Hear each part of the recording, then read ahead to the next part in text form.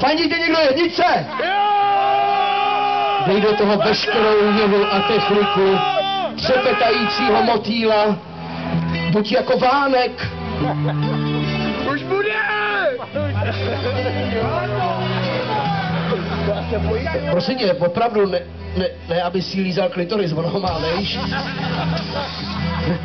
Ona si nechala dělat dva, ona má náročnýho frajera. No dáme! Můžete fandit, můžete pozbuzovat. No, dáme! Markéto, jaký je, jenom tak jako pro zajímavost? Dobrý. Vyměnila bys ho za mě? Ne. Vidíš to. Já nevím, co ty holky na mě vidějí, ale minulý týden jsem si zabil vlastním jazykem mouchu na čele. Dobrý, stačí. Dobrý, pro pocit to stačí. Markéto, prosím tě, podrž mi tady kelímek. Máš ho na prsou. Tak, já utřu. Tak, výborně, ježiš. Tak, číslo 2. Fotka. Teďka jsem tě Já potáhl. utřu trošku si lízdu, že jo? Prosím tě, číslo 2. Úplně pořádně do sucha, co to půjde. To nedá do sucha, to nedá. Markéto, mi lízal tě nikdy do sucha.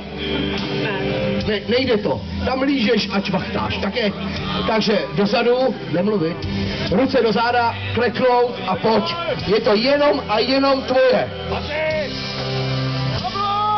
Ty mokrý kalhouky jsou od čeho? Počkej, ať jí lížeš nosem, to je taková divná technika. To jsem ještě nikdy neviděl.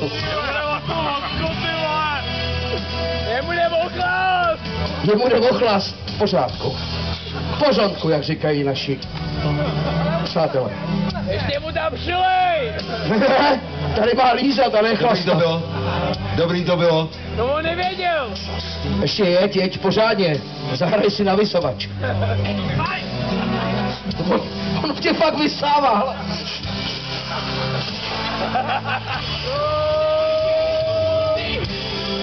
To je právě tak, když má chlap bez Jirku v zubech, že jo, to je ono, to jestli nemá, ale.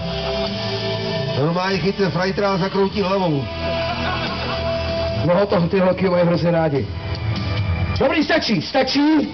Tak, Markéto, máš trošku, malinko, ještě neříkej nám, kdo byl lepší, ale jaký to je? Je to takový, jaký to mělo na tebe vliv? Šla by si s ním? Ne.